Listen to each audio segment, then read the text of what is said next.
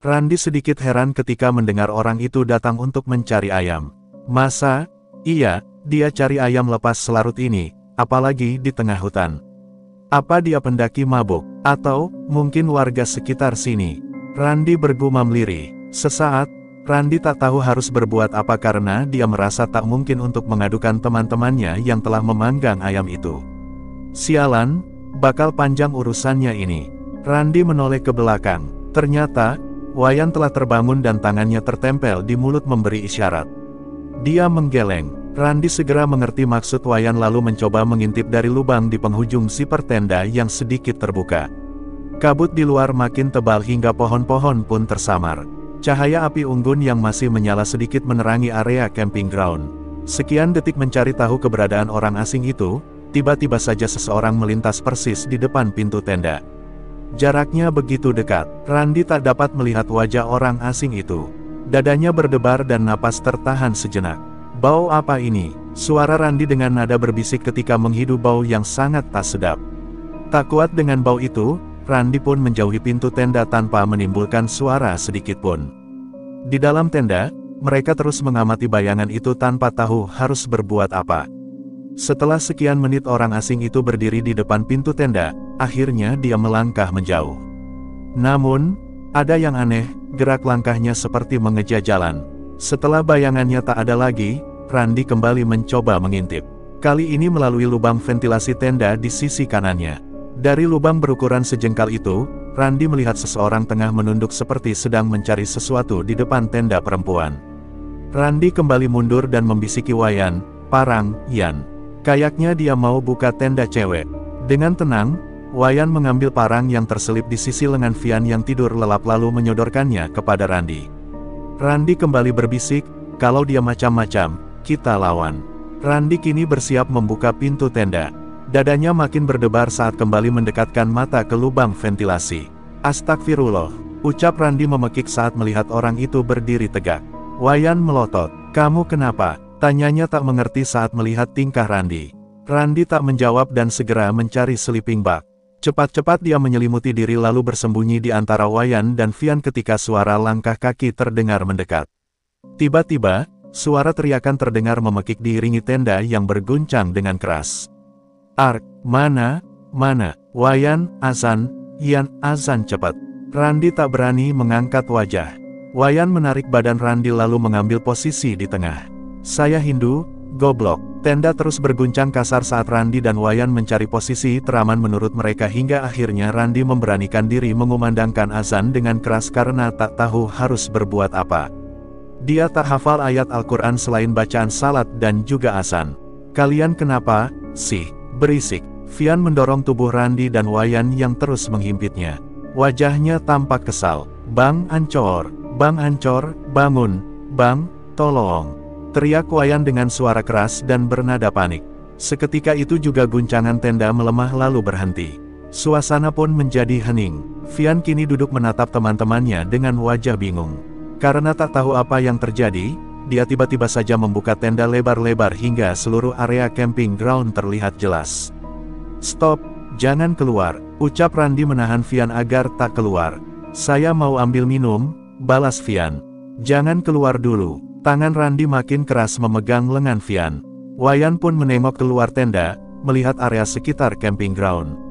Astaga, siapa ya tadi? Kalian kenapa sih? Mabuk ya, kalian?" Vian makin kebingungan melihat ke arah Randy dan Wayan. Saat Wayan hendak menarik zipper tenda agar Vian tak keluar, tiba-tiba seseorang berlari ke arah api unggun. "Hihihi, SUNDEL kalian." Sambil cekikikan, orang itu menendang tumpukan bara hingga bunga-bunga api beterbangan dan kayu-kayu berserakan lalu berlari ke arah semak-semak yang tersamar gelap dan kabut. Sialan, siapa itu ngacau di sini?" Vian seketika emosi saat mendengar umpatan kasar orang itu. Di saat yang sama, terdengar bunyi zipper yang ditarik dari tenda lain di seberang. "Yaok, kenapa baranya berserakan di sana-sini?" Suara Ancor terdengar. "Ini gimana sih? Kalian ini bakar ayam kayak orang mabuk," ucapnya kemudian. Vian menarik zipper, membuka tenda lebar-lebar lalu keluar. "Ada orang ngacau tadi, Bang Ancor, saya lihat dia lari ke semak itu."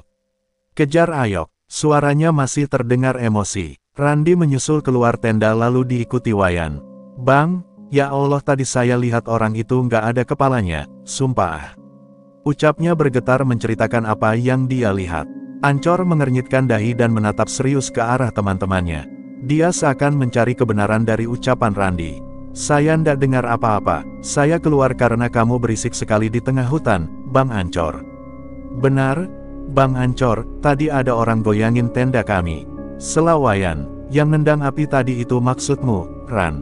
Vian memastikan pengakuan Randi. Iya, dia itu dah yang goyangin tenda kita barusan. Makanya saya sama Wayan teriak, balas Randi. Serius, sumpah saya nggak perhatiin kepalanya. Saya cuma lihat dia nendang api itu terus lari ke sana. Vian menunjuk ke arah semak yang gelap di seberang tenda.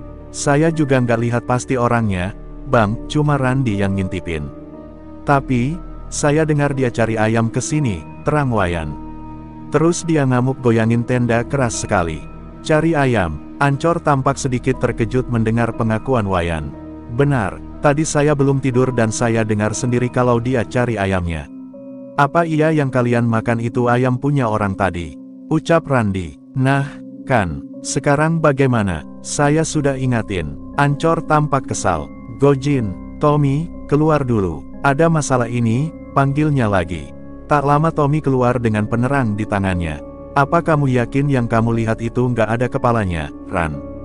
Tanya Ancor sambil memunguti kayu yang berserakan lalu meletakkannya kembali ke sisa bara api yang hampir padam. Udah 3 kali saya naik gunung, tumben saya dengar cerita kayak gini soalnya. Yakin, Bang, saya tadi emang benar-benar belum tidur, balas Randi. Ada apa, Bang, kok ngumpul di luar? Emang udah jam berapa? Tanya Tommy sambil mengusap wajah lalu menempatkan kedua tangannya di bawah ketiak karena suhu malam yang dingin. Saya, sih, nggak tahu pasti karena nggak lihat, tapi Randi katanya dengar ada orang datang ke sini cari ayam, tapi cerita Randi, orang itu nggak ada kepalanya. Jelas Ancor kepada Tommy. Ah, nggak mungkin. Tommy tak percaya sambil sedikit tersenyum. Mungkin dia merasa lucu karena cerita Randi. Ngada-ngada aja. Serius, ucap Randi lagi. Sekarang gini, kita jangan ributin ini karena belum pasti juga. Lagian kalau teman-teman cewek tahu, nanti mereka bisa panik, balas Ancor. Sudahlah, kamu emang suka berlebihan, Randi. Mending masuk tidur lagi. Besok kita harus jalan pagi-pagi, harus sampai danau terus kita melipir ke Barujari, ucap Tommy menyudutkan. Ran, saya percaya apa yang kamu lihat barusan. Saya juga dengar soalnya dia cari apa. Wayan berucap pelan di dekat telinga Randi. Ancor hanya memperhatikan Wayan yang berbisik. Kalian tidur duluan, ya. Saya mau cari kayu bakar buat bikin api, ucapnya yakin. Yakin, Bang, mau begadang. Randi memastikan, bukan, begadang, cuma tidur di luar aja. Gerah di dalam, kalau kalian mau tidur, tidur aja sekarang. Besok tenaga kita harus kuat, jawab Ancor. Asteris. Randi bangun dari tidur karena suara kicauan burung terdengar berisik di luar, padahal suasana masih sedikit remang. Dia hafal betul itu burung kedasi dengan suaranya yang khas. Randi menarik zipper tenda lalu menengok keluar. Di depan bara api unggun yang masih mengeluarkan asap tipis, Ancor masih meringkuk dengan sleeping bag hitam beralaskan matras tipis. Bangun, yuk, sholat. Seru Randi kepada teman-temannya karena tak lama lagi matahari akan segera muncul. Sudah dari tadi kali, Bang Randi. Suara Lintang membalas. Bangunin Bang Ancor sekalian, Bang, susah banget banguninnya dari tadi. Mau ngasih tahu, itu ada bapak-bapak ngeliatin terus. Dari masih gelap tadi dia di bawah pohon itu, lanjutnya memberitahu.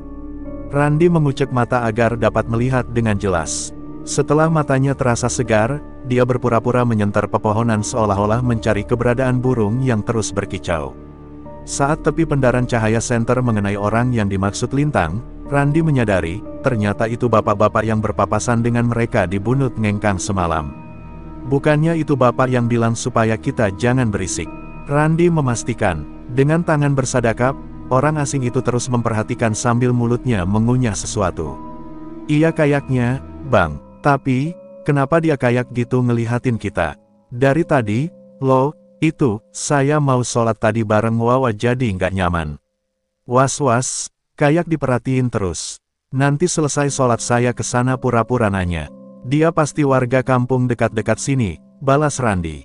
Ternyata, hingga Randi selesai menunaikan salat subuh, orang itu masih saja berdiri di tempat yang sama.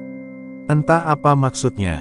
Bang Ancor, bang, bangun, bang, udah keluar mataharinya ini.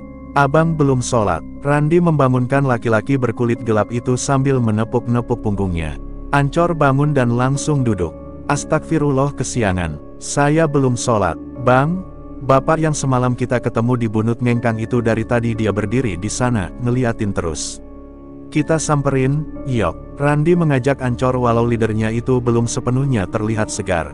Biarin aja kenapa, kan dia cuma berdiri, balas Ancor santai. Tapi kata Lintang, dia udah di sana dari subuh tadi, terus perhatiin temen-temen cewek ini. Khawatir dia macem-macem. Semalam juga, kan, saya bilang ada yang datang cari ayam. Mungkin ada hubungannya. Ancor menarik napas dalam sejenak.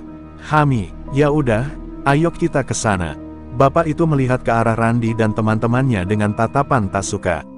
Randi mencoba untuk bersikap akrab dan mengangkat tangan untuk menyapanya lebih dulu. Namun, saat hampir sampai di tempat orang asing itu berdiri, tiba-tiba saja dia melepeh sesuatu yang dikunyahnya sedari tadi. Kemudian, dia naik menuju arah jalur pos 3. Loh, aneh bapak itu. Kita datang dia malah pergi, celetuk Ancor saat sampai di tempat bapak itu berdiri. Saya curiga, bang, kayaknya benar ada hubungannya kejadian semalam sama bapak itu. Makanya dia kayak marah gitu kelihatannya. Ih, apa ini, Ran?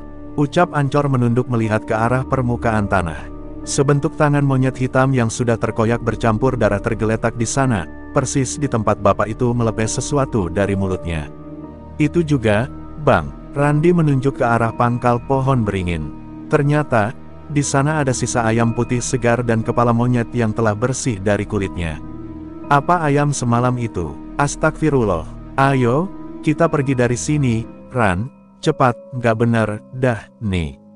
Seru Ancor bergegas turun menuju camping ground.